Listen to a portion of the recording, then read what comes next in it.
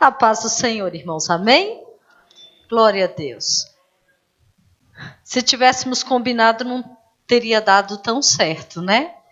O tema do congresso, o tema da lição, e caiu no mesmo dia que seria dada a lição. Para quem está com a revista, é o estudo de número 8, na página 56. Quem está sem a revista, abre em Efésios 6, do capítulo 10 ao 20.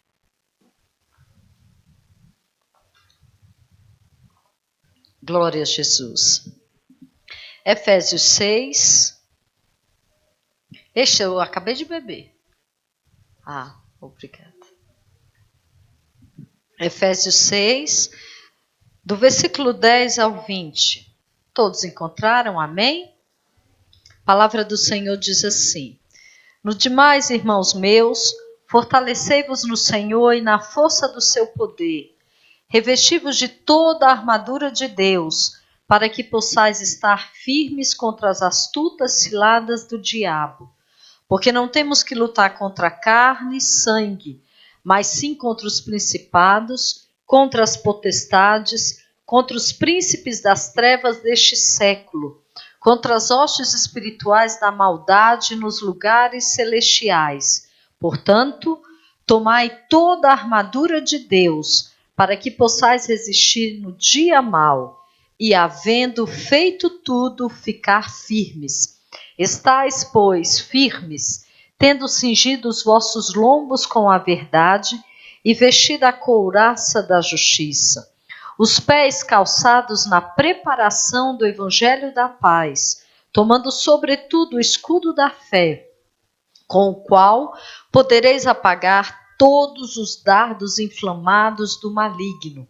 Tomai também o capacete da salvação e a espada do Espírito, que é a palavra de Deus, orando em todo o tempo, com toda oração e súplica no Espírito, e vigiando nisso com toda perseverança e súplica por todos os santos, e por mim, que me seja dada, no abrir da minha boca, a palavra com confiança, para fazer notório o ministério do Evangelho, pelo qual sou embaixador em cadeias, para que possa falar dele livremente, como me convém falar. Glória a Deus. Quando nós lemos um texto como esse, o que primeiro nos toma à mente é nós sabermos que Cristo ele tem um exército. E todos nós fazemos parte deste exército. Porque nós somos povo de Deus. E povo de Deus faz parte desse exército. E no quartel, o que acontece? O soldado ele não guerreia sozinho. Ele não luta sozinho. Dentro do quartel, você tem vários soldados, estão ali todos reunidos, juntos, e ali eles vão aprender como guerrear. E depois eles partem para guerra. E quando eles vão para a guerra, não vai um soldado lá, outro aqui, só se for estratégia de guerra. Mas caso contrário, todos juntos no mesmo propósito para guerrear. Da mesma forma, ocorre na Igreja do Senhor. A Igreja do Senhor é o nosso quartel. Estamos todos como soldados dentro do quartel. E nesse quartel nós temos as diretrizes do nosso comandante, que é Jesus Cristo. Aqui aprendemos como guerrear. E quando para a guerra, não partimos o quê? Partimos o quê? Sozinhos. Um ao outro ajudou. É assim que a palavra nos ensina. Até no Salmo 133 diz assim, que quando existe a união, o óleo ele é derramado e ali o Senhor ordena bênção. Então a união dos soldados traz o quê? A bênção do Senhor. E nós vamos perceber que Paulo, quando ele escreve essa passagem, em Efésios 6, o livro de Efésios, ele estava preso. Como bem nos diz no versículo que nós tiramos essa conclusão, e os historiadores falam, no versículo 20, que diz, pelo qual sou embaixador em cadeias. Quer dizer, Paulo estava preso e acorrentado a um soldado romano, porque Paulo era perigosíssimo, né? Um homem que pregava o evangelho, que falava de Cristo, quer dizer, enquanto ele judiava do povo, ele não era tão perigoso, né? Porque ele estava seguindo aquilo que o inimigo queria, ele estava em liberdade. Mas a partir do momento que ele começou a propagar o evangelho, ele começou a ser preso por causa de Cristo. E ele escreve esse texto, e ele estava acorrentado junto ao soldado, e ele olha para o soldado e vai vendo, e vai fazendo a comparação. E nós vamos perceber que, quando nós falamos da vida cristã, a vida cristã ela é uma batalha. Como nós aprendemos durante o congresso, nossa pastora trouxe logo no primeiro dia, na sexta-feira, nós temos, conforme a palavra do Senhor diz, nós temos 3 inimigos: o mundo, o diabo e a carne. A revista está muito bem escrita e diz assim, olha, primeiro, segundo, terceiro, quarto, no 5º parágrafo, na página 58, diz assim, como cristãos, nós temos 3 inimigos. O primeiro dele, o mundo, que é o presente sistema ao nosso redor que se opõe a Deus e procura a satisfação da carne, a concupiscência dos olhos e a soberba da vida.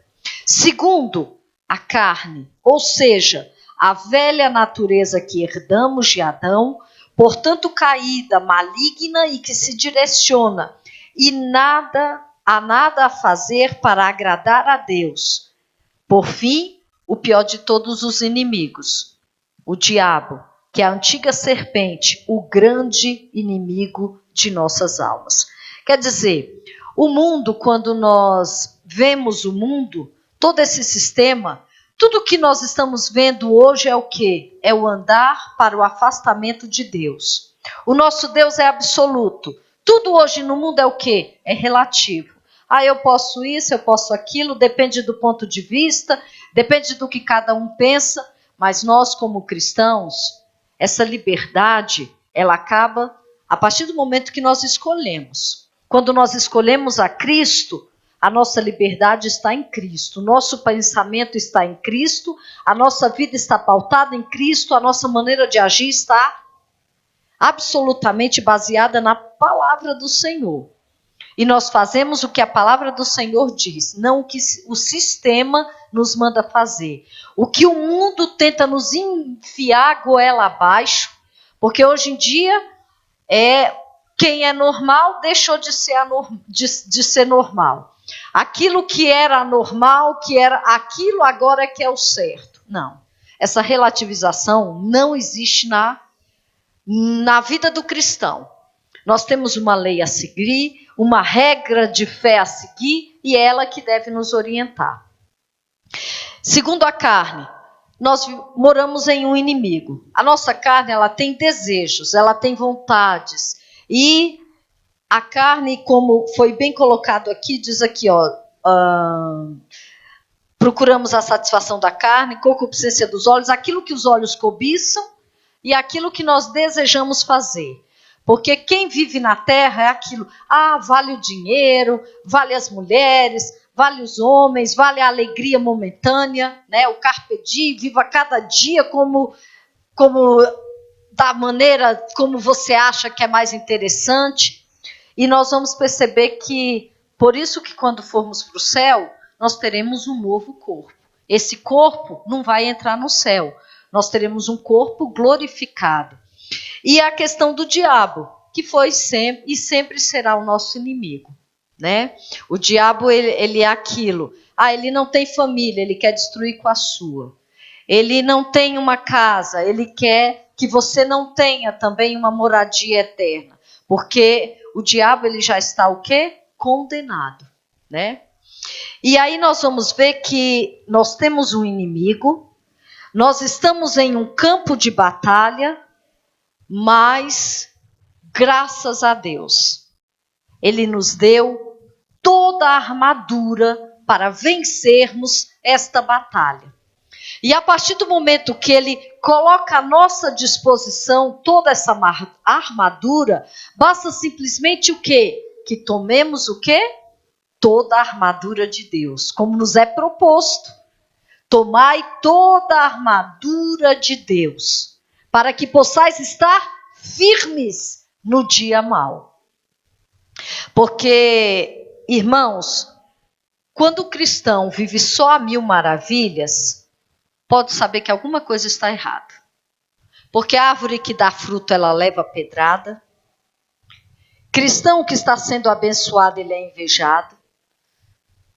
Tudo na vida do cristão parece que é muito mais difícil, mas nós temos um sabor maior quando somos vitoriosos.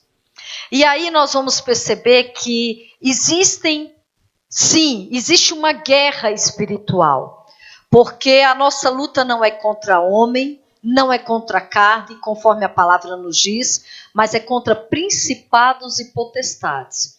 Porque o que acontece? Nós não podemos deixar de lado que o diabo realmente ele tem uma maneira de agir bem eficaz. Aí nós podemos pensar, ele age de maneira eficaz, mas é limitada. Por quê? Ele não tem os atributos que Deus tem.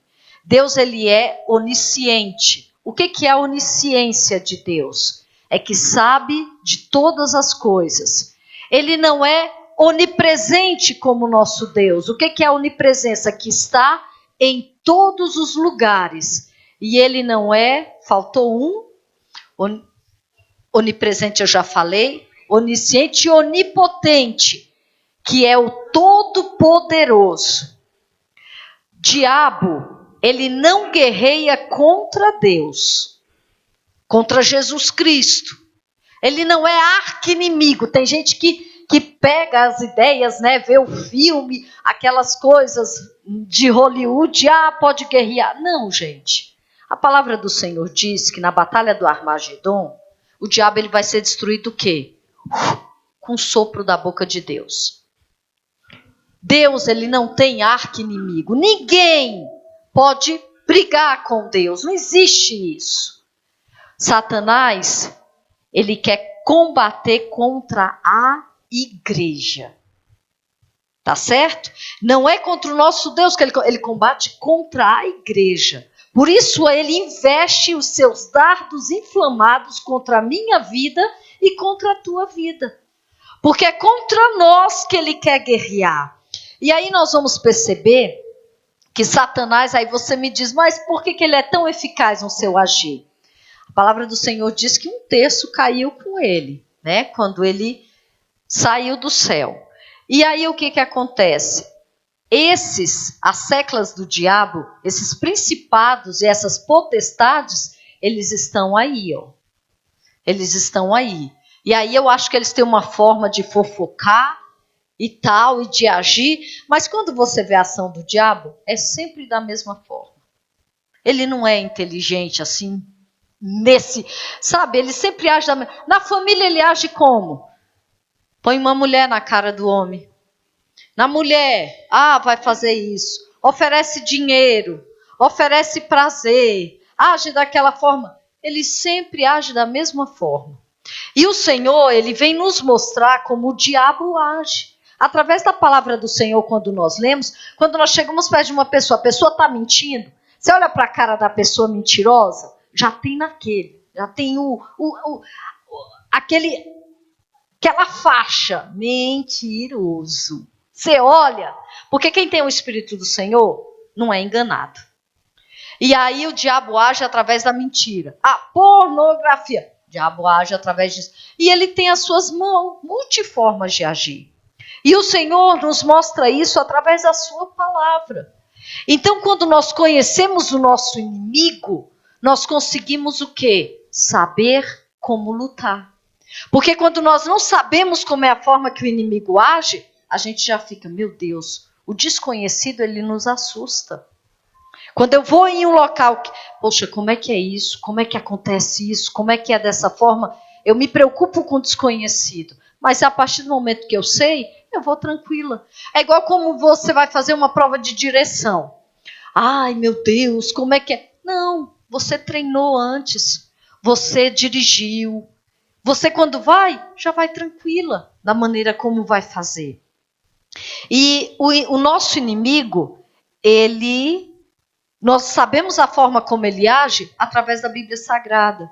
Ele trabalha na mente, ele trabalha nos corações, ele trabalha através do falar, né? A forma como ele age, são várias maneiras como ele age. Mas nós temos que entender que quando nós pegamos e nos vestimos, e nos revestimos de toda a armadura de Deus, não basta eu me revestir com uma delas, tem que ser toda. É o que a Bíblia diz, não des lugar ao diabo. Se eu me revisto, eu não dou lugar ao diabo. Eu não dou espaço para ele trabalhar na minha vida. E nós vamos perceber que 6 são os instrumentos para essa batalha que o Senhor nos dispôs. O primeiro dele, a nossa pastora falou na sexta-feira, mas ele vai ser o último que eu vou tratar. Tá certo? Eu vou começar pelo segundo. O primeiro é o cinto da verdade, mas vamos começar pelo segundo. A couraça da justiça. A revista diz assim, página 60. Um acessório de metal ou couro, que era colocado sobre o peito e abdômen, para proteger o coração e os outros órgãos vitais. O que acontece? A couraça da justiça, quando nós colocamos, ela traz uma proteção. O que foi mais salientado aqui é o coração. A Bíblia diz, olha, de tudo o que devemos guardar, guardemos o nosso coração, porque dele provém o quê? Os caminhos da vida. E quando o que é guardar o coração? Guardar o coração é colocarmos dentro dele a palavra do Senhor. Quando nós vivemos para o Senhor, você coloca dentro do coração quem você ama, quem você tem misericórdia. E o que a palavra do Senhor nos ensina? O primeiro mandamento, amarás o Senhor teu Deus sobre todas as coisas. Guardar o coração é amar ao Senhor sobre todas as coisas. Quando você ama uma pessoa, o que você faz? Você faz tudo por aquela pessoa. Você faz tudo para agradar aquela pessoa. Você tenta imaginar o que aquela pessoa quer para poder agradar.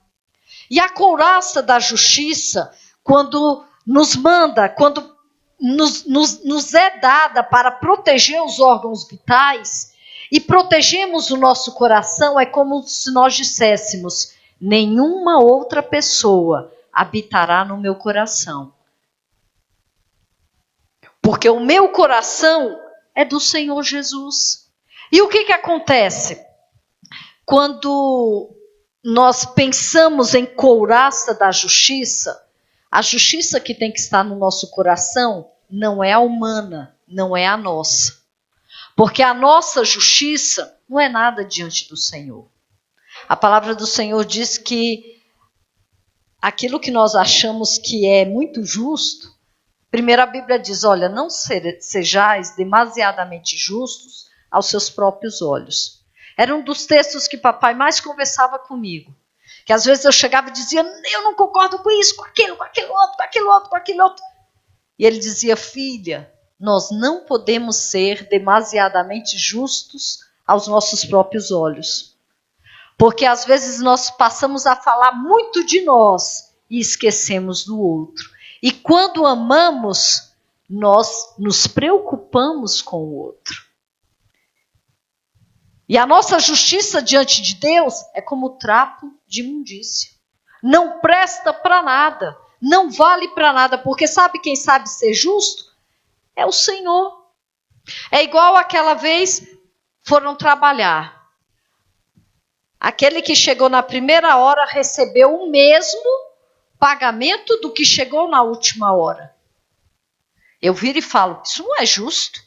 Eu trabalhei mais. Por que eu recebi menos? Ou por que eu recebi igual? Ele deveria ter recebido menos do que eu. Mas é a justiça do Senhor. Eu vou questionar? Ele é que tem os parâmetros corretos.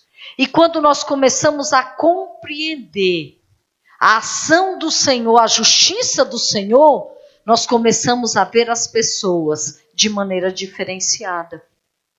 E aí o texto diz assim, olha, amados irmãos, um dos órgãos que o inimigo mais ataca é o nosso coração.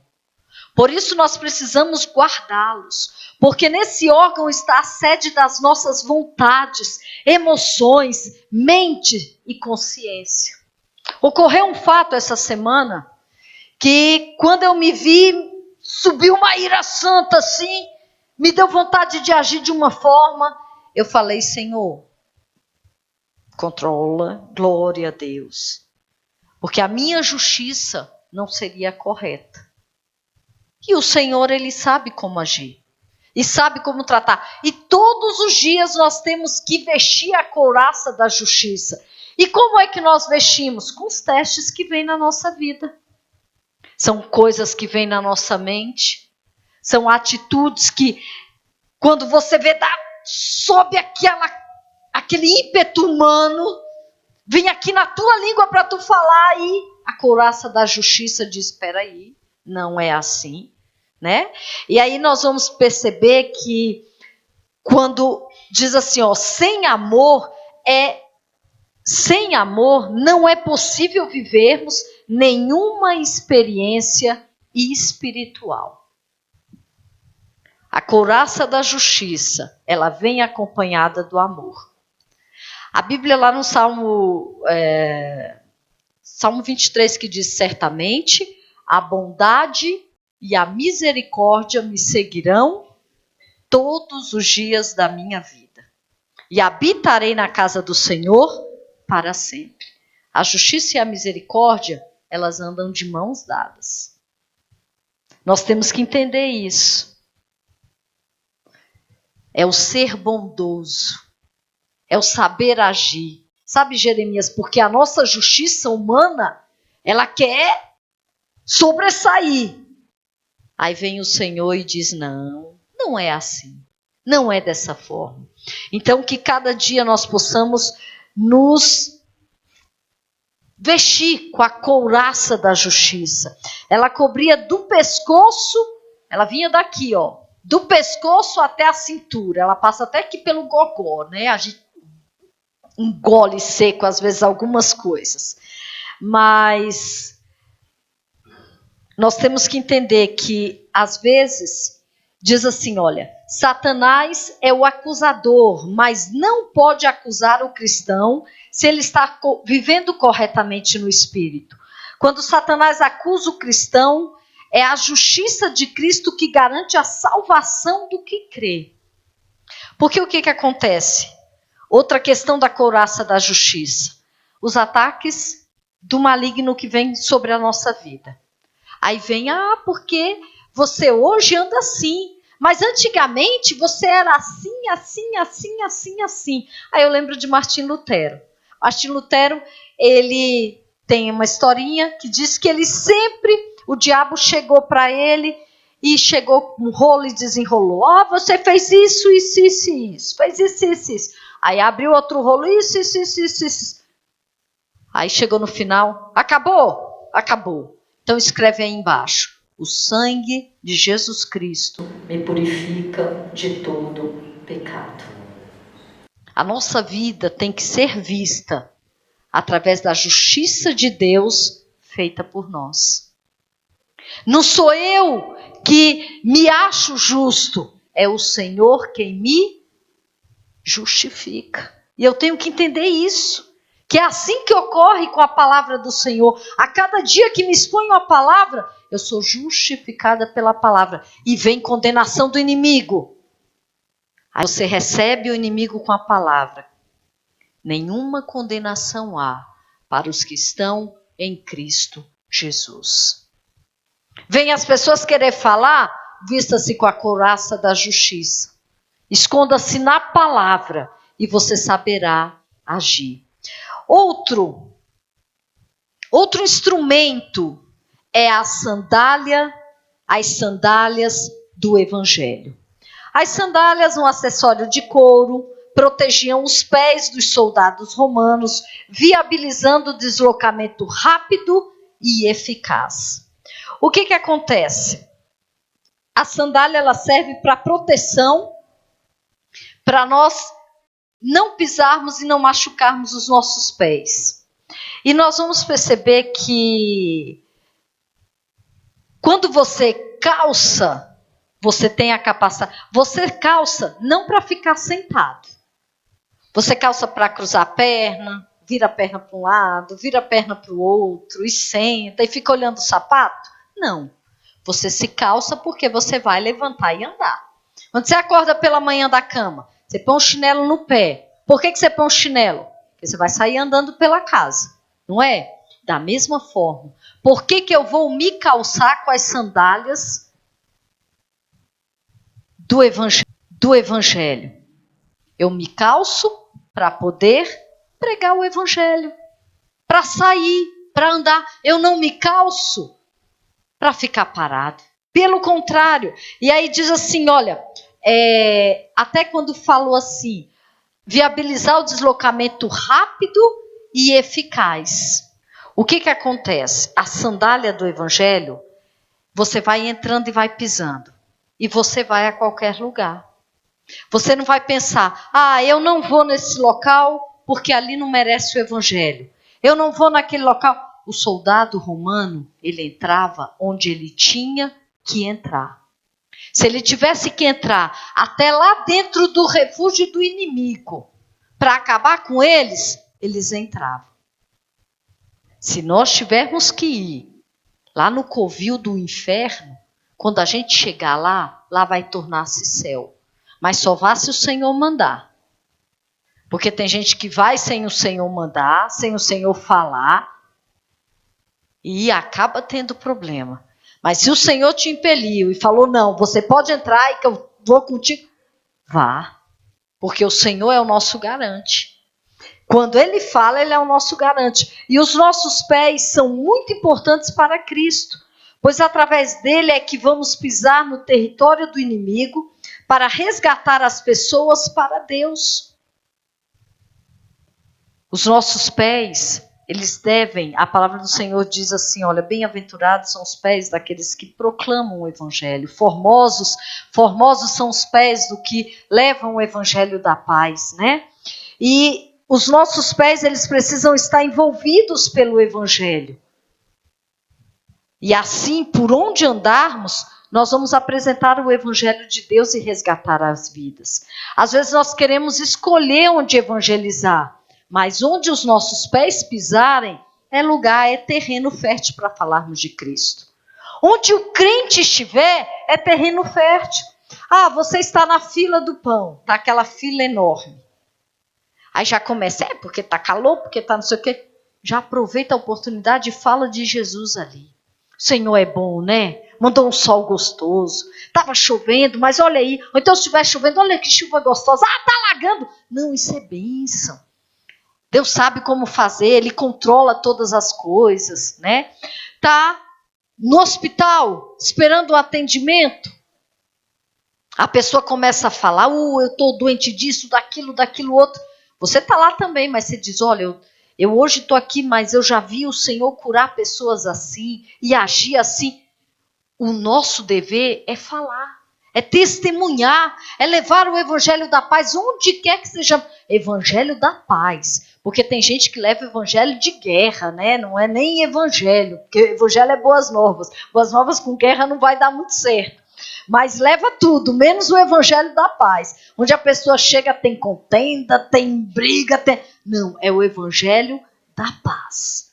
Onde ele chega, ele muda ali a situação. Pode estar em meio à situação mais difícil, mas sabe Ele sabe como agir, como falar, e diz, olha, ter os pés calçados com a preparação significa estar disposto a anunciar o evangelho por todo lugar, mesmo sendo no território do inimigo. Eu vejo inimigo aqui, não simplesmente atuação do maligno, mas inimigo assim, pessoas que a gente não gosta mesmo. Porque tem gente que a gente olha e diz, esse aí não merece nem para o céu. Não é verdade? Tem gente que a gente diz, esse aí não precisa nem para o céu, de tanto que a gente não vai com a cara da pessoa. Mas até esses merecem Jesus. Nós temos que falar, nós temos que pregar, sabe? O Senhor, Ele tem mudado a minha forma de ver algumas coisas. Eu acho que é aquilo, né? O cristão, ele vai crescendo, ele vai mudando, e o Senhor vai transformando. Você vai lendo a palavra, o Senhor vai agindo, porque não é fácil, não. Mas que onde quer que estejamos, falemos do evangelho. E Verinha falou tão bem, nós temos que pregar o evangelho da paz, primeiro dentro do nosso lar. Depois, na nossa família. Depois, na nossa cidade, no nosso bairro. E com isso, se o Senhor quiser, em outras nações. Mas onde quer que seja. Sabe por quê? O propósito do cristão é falar de Jesus. Onde quer que ele chega. Olha, faça uma prova. Você trabalha o dia inteiro. O dia inteiro. Você chega em casa, você deita. Ai, estou cansado. Agora sai para evangelizar o dia inteiro. Quando você chega em casa e deita, você tem uma alegria diferente. É tão bom quando o Senhor nos dá a oportunidade de falar do seu reino. Sabe por quê? Porque a gente se sente útil. Às vezes no trabalho é uma simples obrigação que a gente cumpre, mas quando Deus nos dá o privilégio de falar do seu reino, de propagar o seu evangelho, nós olhamos e vemos, poxa, hoje eu fui útil para alguma coisa. Eu falei de Jesus, eu preguei o evangelho. Eu gostava tanto quando nós saíamos, as crianças saíam, mamãe ia conosco, mas que dia gostoso. O nosso sábado era do Senhor quando éramos jovens. A gente saía de manhã e à noite já víamos e trazíamos as pessoas junto com nós. A gente tudo fedido, mas chegava em casa, tomava banho, deitava depois. Olha que prazer, sabe? Você pregar o evangelho, você falar. É o amor, é a couraça da justiça que você coloca em você e você calça a sandália do evangelho da paz e vai mesclando e vai colocando as armaduras. E aí nós vamos perceber que existe outra armadura, o escudo da fé. O escudo da fé, como eu disse, existiam 3 tipos de escudo. Existia o médio, o grande e o pequeno. Existia o escudo de ouro, existia o escudo de madeira, existia o escudo de bronze. E todos os escudos que existiam, por dentro dele, tinha o couro. A nossa fé, ela tem esse filtro que é Jesus Cristo, que eu até fiz a comparação, o couro dentro, o primeiro cordeiro imolado Jesus fez, porque quando Adão e Eva pecaram no Éden, o que aconteceu? Eles fizeram para eles roupas de figueiras, e não prestou. Jesus virou e falou, não, eu vou fazer de animais. Aí pega, sacrifica o animal tal, tira a roupa e faz roupa de animal ali. E depois Jesus vem, que é o Cordeiro de Deus que tira o pecado do mundo e se entrega por nós. Aí vem, e no escudo da fé, por dentro dele, você tinha um couro. Nós temos a fé, nós temos o couro, nós temos o escudo, nós temos o couro, e aqui estamos nós. Aos dardos inflamados, vem, bate no escudo, bate em Jesus, não vai nos atingir. E da mesma forma, quando sai a nossa fé, vem, passa por Cristo, e de Cristo vai para tudo que é lado. E eu estava pensando uma coisa, eu estava conversando com a minha cunhada Érica, o escudo de ouro, quando batia o sol, o que acontecia? Refletia. Quando o sol reflete em um determinado lugar, o que acontece? Cega. A nossa fé acaba cegando o inimigo, viu? Acaba nos protegendo. Olha, irmãos, tem pessoas que não acreditam, mas eu quando dava aula, eu saía muito cedo de casa. A aula que começava era às 7 horas, nós tínhamos que chegar 10 para as 7 para termos a reunião dos professores, o culto antes da aula. E um dia eu saí e eu estava muito atrasada. Eu não vim por cima. Eu fui cortando o caminho pela 11 ali. Irmãos, eu passei por um local que tinham pessoas fumando e estavam realmente muito drogados. E eu virei e falei bem assim: Senhor, torna-me invisível aos meus inimigos. Porque sabe quando você até pressente que vai acontecer alguma coisa? O Senhor, Ele te avisa, né? E eu falei: Senhor, eu negligenciei, eu vim pelo caminho que não deveria vir, mas cobre-me, esconde-me. E eu acredito que naquele dia o meu escudo da fé era de ouro, porque ninguém me enxergou. A luz, eu acho que refletiu quando eles olharam e eles não me enxergaram. Eu passei e até pareceu que me olhavam, mas não me viam. A nossa fé acaba nos dando essa proteção, acaba nos escondendo dos dardos inflamados do maligno. Que muitos são os dardos e todos os dias vêm. Mas quando eles chegam e se deparam com a fé, eles batem em retirada. É aquilo que vem querer te desafiar. Posso todas as coisas naquele que me fortalece. É aquilo que vem querer te entristecer. O choro pode durar uma noite, mas a alegria vem pela manhã. E aí você vai combatendo, você vai brigando, e você não admite que aqueles dardos inflamados do maligno passem pela tua fé. Porque ele pode vir com tudo o que quiser, mas se você tem a proteção do Senhor, através do escudo da fé, você não tem o que se preocupar. Você não tem o que temer. É aquilo, você crê piamente que o Senhor está contigo. Não é que você seja o super-herói, mas quem está contigo te guarda, te protege.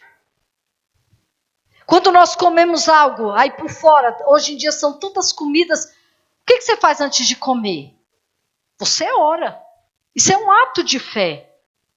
E segundo a Bíblia diz, se comerdes alguma coisa mortífera, não lhes fará dano algum. Não é isso?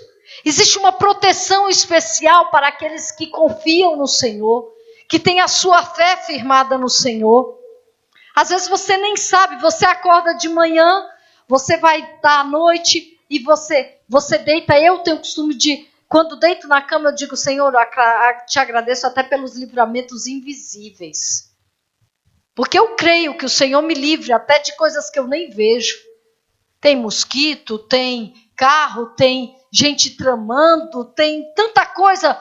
Mas a minha fé, a minha confiança, a minha segurança não está na minha própria existência. Ela está no Senhor. E nós temos que crer isso. E nós temos que acreditar que realmente, quando é refletido no nosso escudo, então o escudo ele não serve simplesmente para defesa, mas de uma certa forma é um ataque também. Porque aquilo vai e reflete e cega. Os irmãos entenderam? E aí nós vamos continuar com o capacete da salvação. É algo assim que nem merece, não precisa você nem falar muita coisa. Você põe um capacete na cabeça para quê? Para proteger a sua cabeça.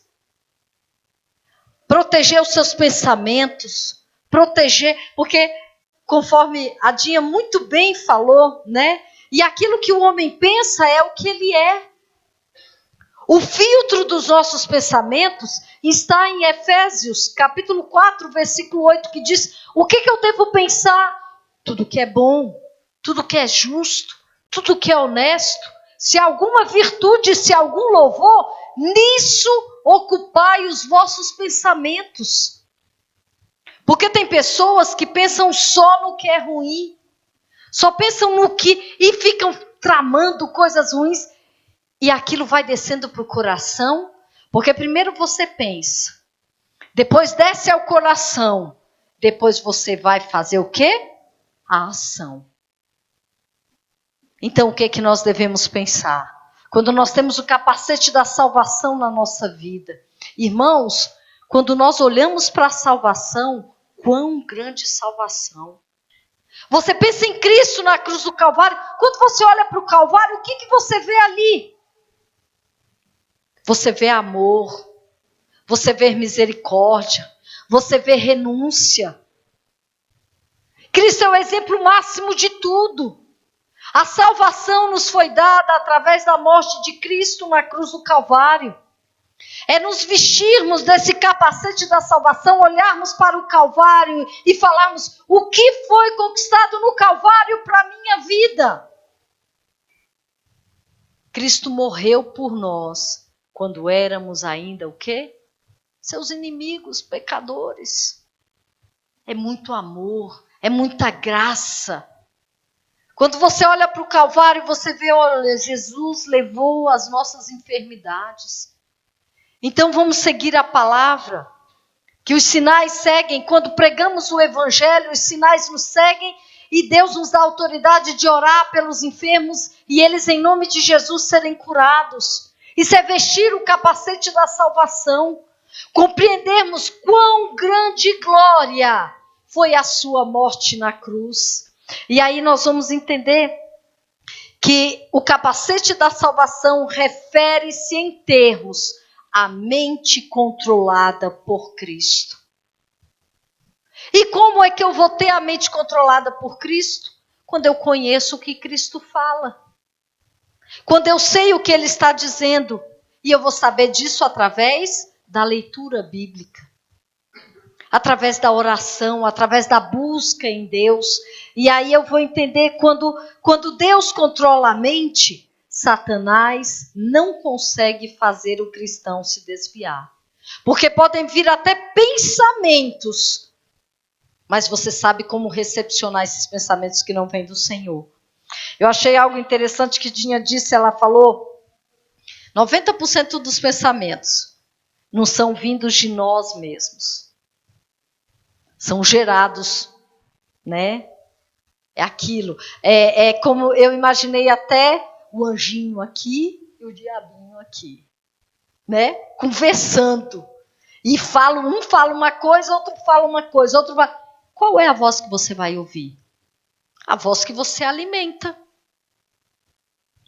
Qual é a voz que nós temos alimentado? Porque existem pensamentos... Jovem tem um pensamento, olha, quando você está dentro ainda da casa do papai, o seu pensamento às vezes é o quê? Quando eu tiver meu dinheiro, quando eu puder isso, eu não quero saber de igreja, eu não quero saber disso, eu não quero saber daquilo outro. Pensamento que quem está pondo? Quem quer te destruir. Aí vem a palavra do Senhor e diz, filhos, obedecei os vossos pais, porque isso é agradável. É o primeiro mandamento com promessa. Honra o teu pai e tua mãe, né? E vai lendo a palavra, e vai modificando. Aquele que você alimenta é quem você escuta. Se você é alimentado pela palavra, você vai obedecer a palavra. Se você é alimentado por televisão, por internet, por essas comidas fast food que tem agora na internet, de algumas pessoas que falam, não, eu quero ver Deus falando, aí liga lá na internet, tá? Aí é uma pregação e tal. Aí engole tudo que está ali. Não passa por filtro nenhum. Primeiro não passa por filtro, porque não tem filtro para passar, irmão Ruth, porque não conhece a palavra. Aí é complicado.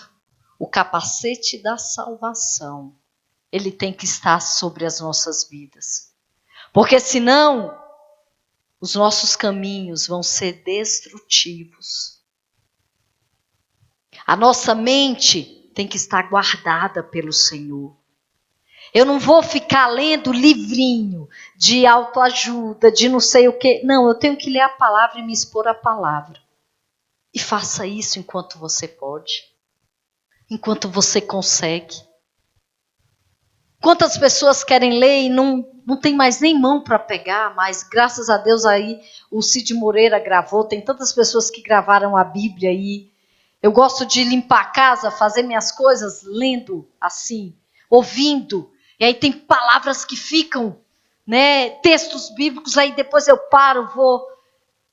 Para você estar, a sua mente tem que estar sendo preenchida e alimentada pelo Senhor. Mente vazia, oficina do diabo. E aqui vai um aviso para os papais e para as mamães. Vamos estar vendo o que os nossos filhos estão vendo. E filho é até 99 anos. Viu? Eu tinha alguns pensamentos, às vezes tem alguns pensamentos, vou conversar com mamãe. Quando tinha o papai, conversava com o papai. O Gil é meu mestre. Eu já falei para ele. A Bíblia fala assim, que alguns deu a pastores, outros a isso, outros para mestre. Não para gloriá-lo, mas ele é um mestre. Ele pega a Bíblia, eu fico assim, ó, comendo. Porque ensina de forma extraordinária, não é? E nós temos isso, nós temos que aproveitar enquanto nós temos. O Davi e o Jojo, aproveitem seu pai enquanto vocês o têm. Comecem, olha, perguntem mesmo para ele, aproveitem. Nossa, tanta coisa. Eu sugava do meu pai, eu ligava para ele, eu não tinha hora não. Eu ligava e dizia, pai, eu li isso na Bíblia. Eu entendo assim.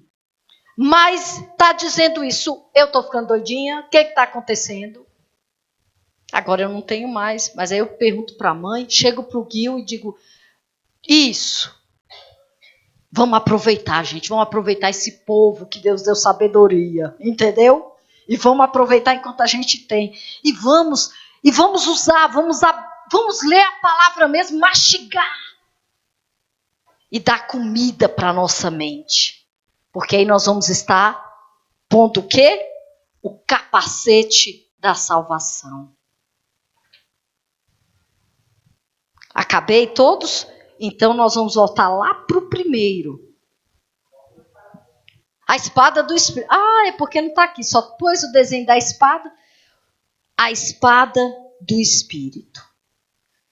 Que a Bíblia diz que é o quê? A palavra de Deus. Eu gosto do texto de Hebreus 4, eu não sei se está aqui, Hebreus 4:12. Hebreus 4:12 compara a palavra com uma espada, pois é afiada e capaz de penetrar o ser interior da mesma forma como a espada material transpassa o corpo. Hebreus 4:12 diz assim, a espada de 2 gumes. O que é uma espada de 2 gumes? Aqui está o desenho da espada, a espada, 2 gumes que ela corta de um lado e corta do outro. Ela não é afiada só de um lado, ela é afiada dos 2 lados. Por isso que a Bíblia Sagrada diz que quando a espada, que é a palavra de Deus, penetra, ela é capaz de separar juntas e medulas. Pensamentos e o que?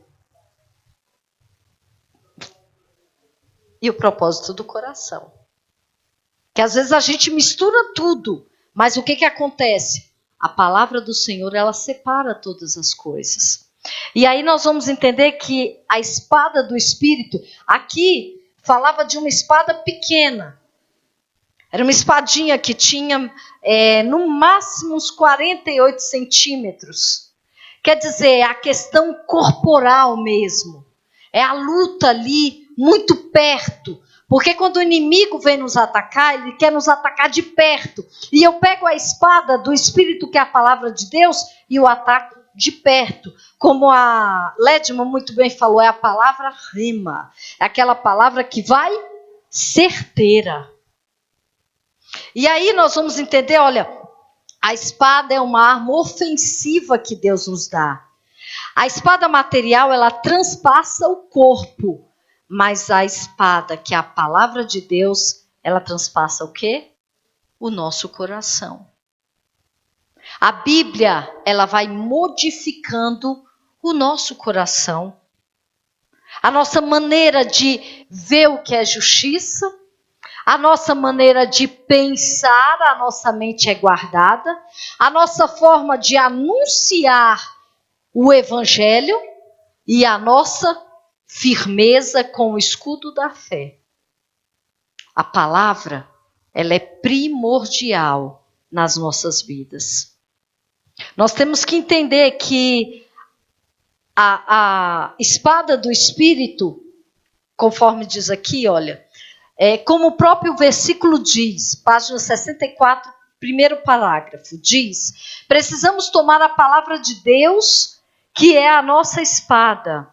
A espada é a arma de ataque contra o inimigo de Deus. A arma maior não há. Através dela vencemos todas as tentações que o maligno coloca diante de nós. A palavra é que nos alimenta, nos fortalece, nos encoraja a prosseguir.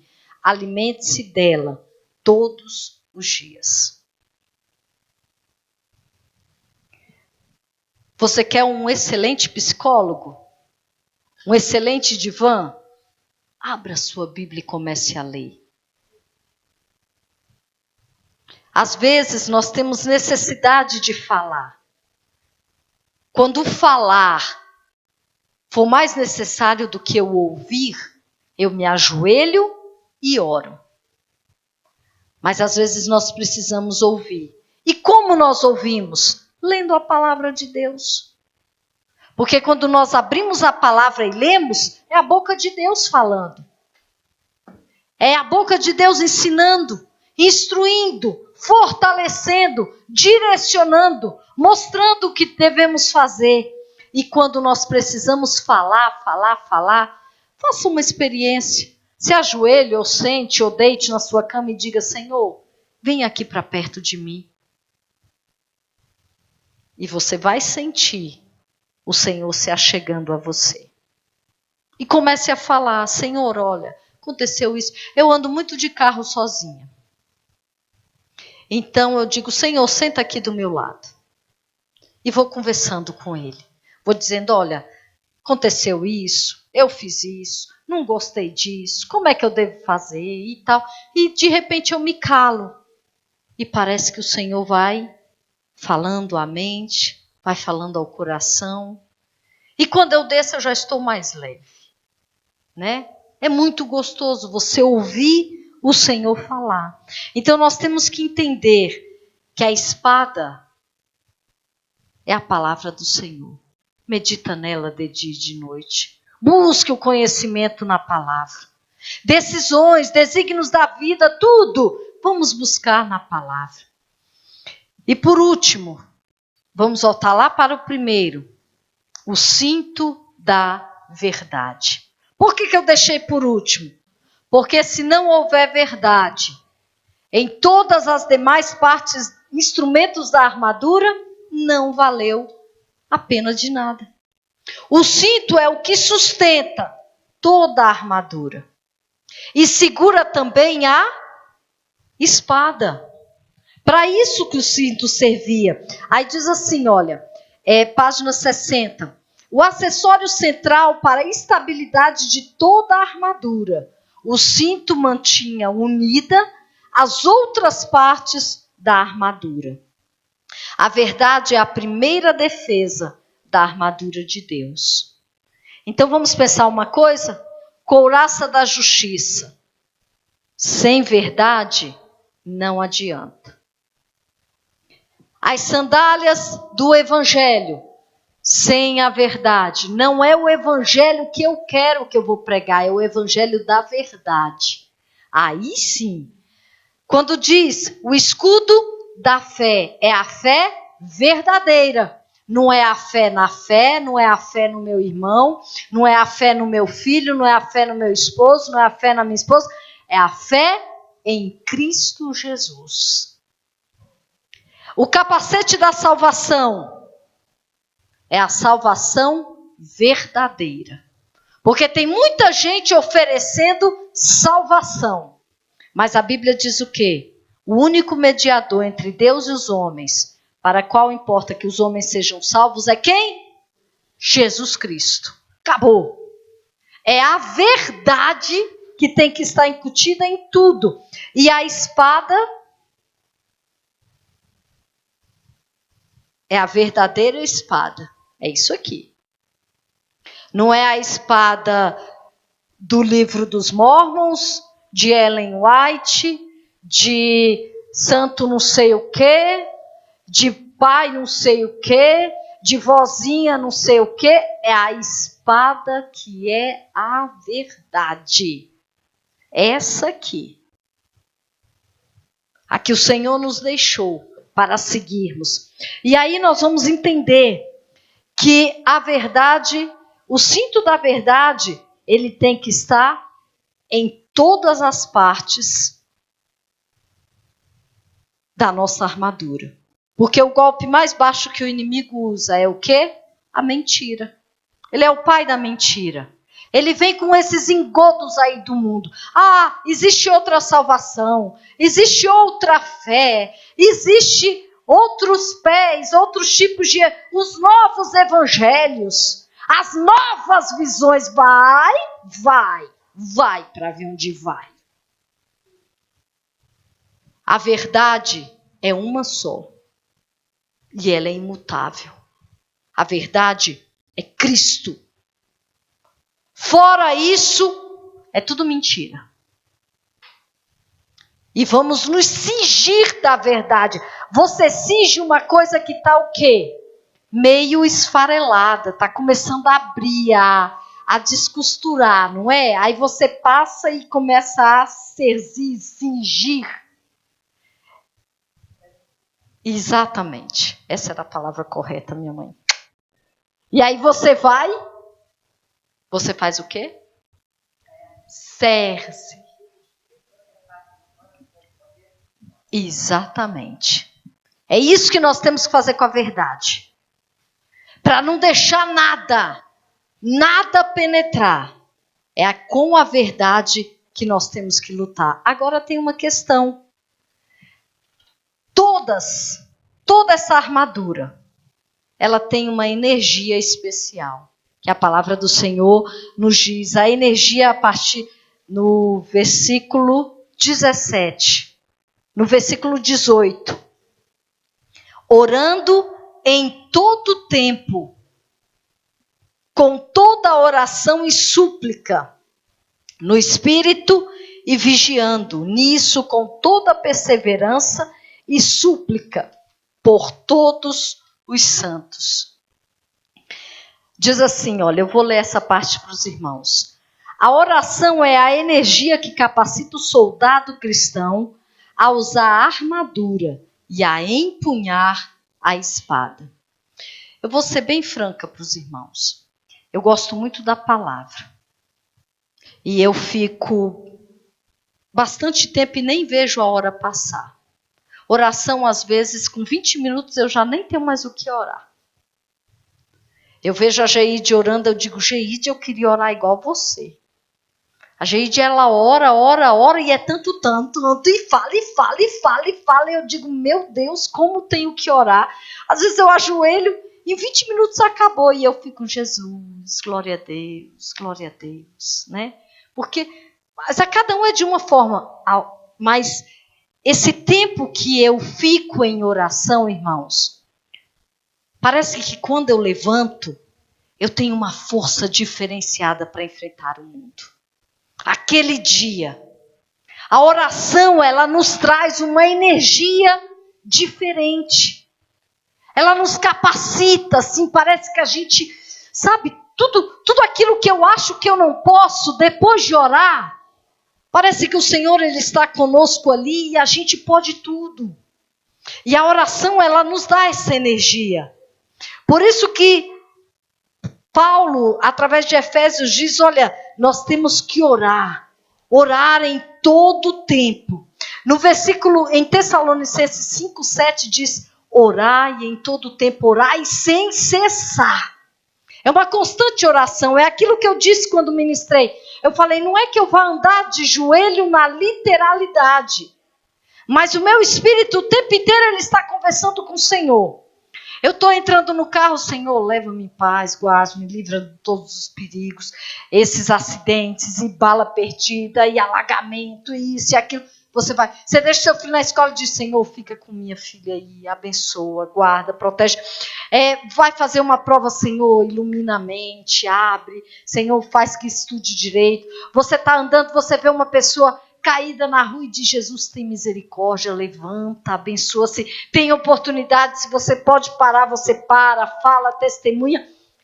É orar em todo o tempo. É falar em todo o tempo, é estar ligado com o céu, orar no Espírito, sabe? É aquilo. A pessoa às vezes está conversando com você e você está ouvindo, mas você está ligado. Senhor, o que eu falo para essa pessoa? Senhor, me dá oportunidade, me ensina e me dirige. E você vai falando, orando por todos os santos. Hoje nós vimos no Zap das Irmãs o quê? 2 pedidos de oração. Uma que foi ganhar neném, a outra que a criança está com sangue todo infectado, né? E pedindo oração. E eu falei, Senhor, é aquilo, um intercedendo pelo outro.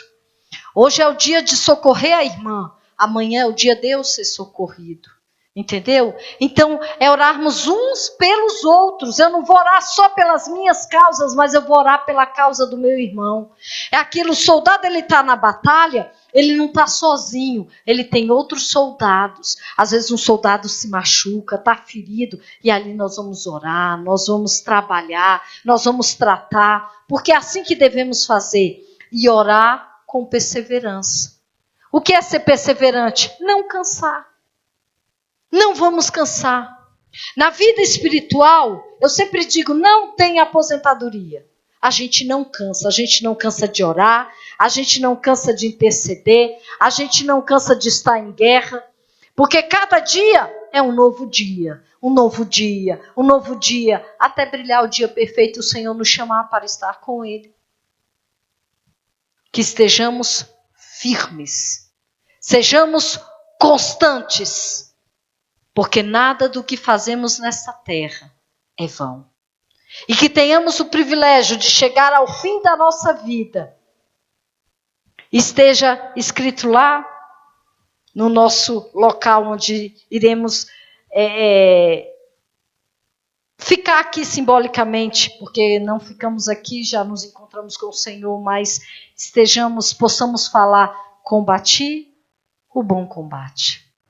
Acabei a carreira, mas guardei a fé. Todos os dias faço o seguinte.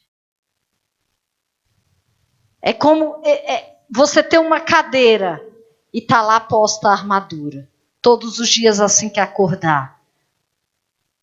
Fecha a couraça, põe os sapatos, põe o capacete, pega o cinto, amarra a espada e o seu escudo. Estou pronto, Jesus, para mais um dia. É assim que deve ser a vida do cristão. Vamos estar orando em todo o tempo, dedicando-nos à palavra do Senhor e crescendo cada vez mais e mais. Amém? Que o Senhor vos abençoe.